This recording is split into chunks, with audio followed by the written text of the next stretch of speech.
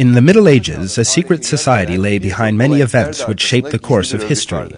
The first name of that society was the Knights Templars. Initially founded as a crusader order which vowed to fight for Christianity, they gradually became caught up in perverted teachings and became entirely divorced from Christianity.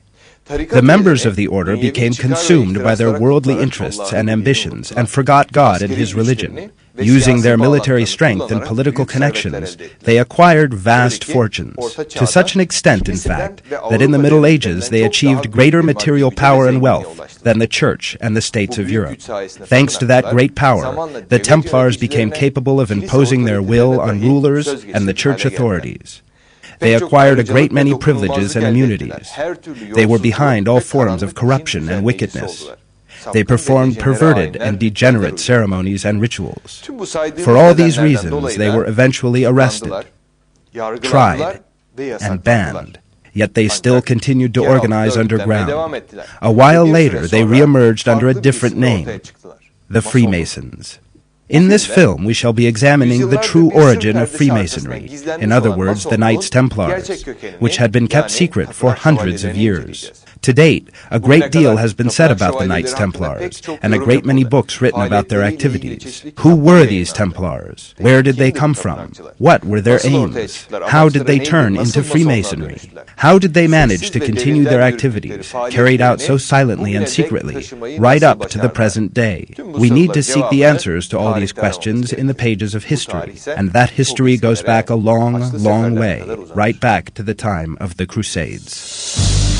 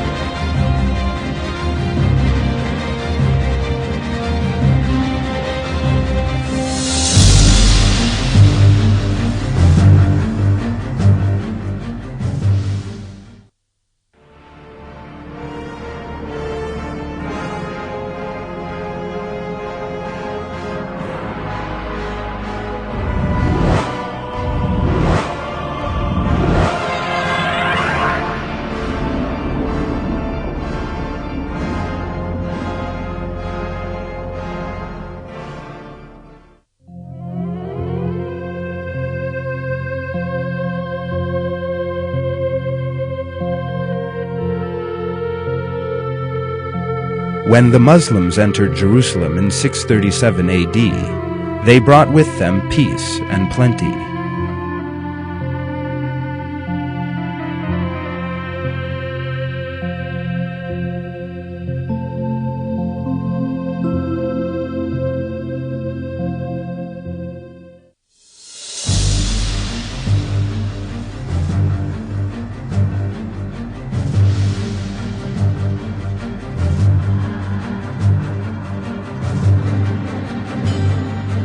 That peaceful environment, however, was destroyed by the invaders who entered the region at the end of the 11th century.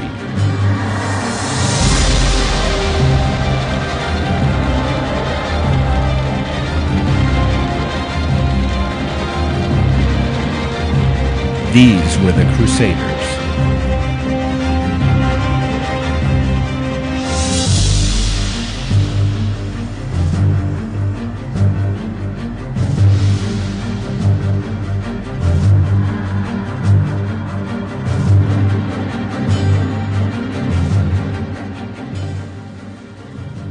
The wealth and prosperity of the East had for long attracted Christians. Heading these was the Pope, Urban II. The Pope made an announcement at the Council of Clermont, which convened under his leadership. He claimed that holy sites in the East had been disrespected and that Christian pilgrims had been assaulted. He called all of Europe to wage war under a single banner.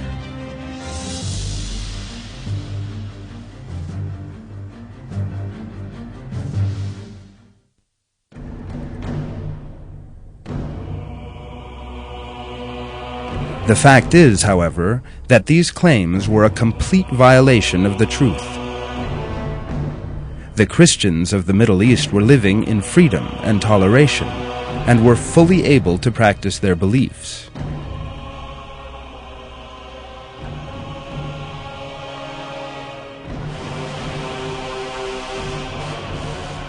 In fact, the pretext for war was merely an excuse. Both the Pope and those who heeded his call actually had very different expectations from the war. The historian Donald Keller describes this in these terms. The French knights wanted more land. Italian merchants hoped to expand trade in Middle Eastern ports. Large numbers of poor people joined the expeditions simply to escape the hardships of their normal lives.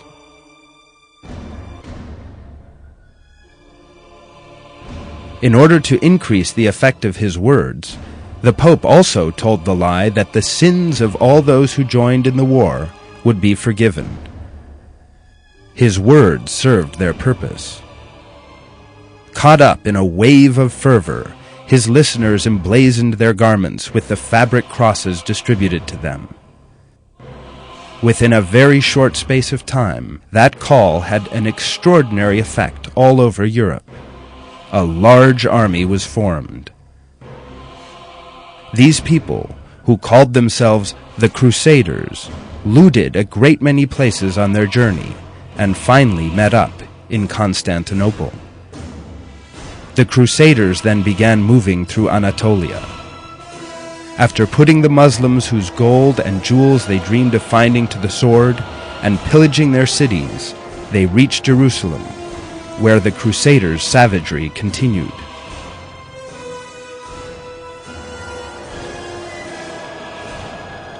They slaughtered all the Muslims and Jews in the city, sparing neither women nor children. In his book, The Monks of War, the researcher Desmond Seward describes that savagery thus. Jerusalem was stormed in July 1099. The entire population of the Holy City was put to the sword, Jews as well as Muslims. 70,000 men, women, and children perished in a holocaust which raged for 3 days. In places, men waded in blood up to their ankles, and horsemen were splashed by it as they rode through the streets.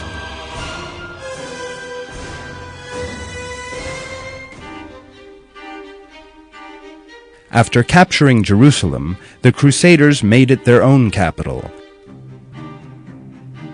establishing a Latin empire, the borders of which stretched from Palestine to Antioch. They needed to organize if the state they had founded were to survive. To that end, they set up military orders. The members of these orders lived a monastic life on the one hand, and were trained to wage war against Muslims on the other. One of these orders were the Templars.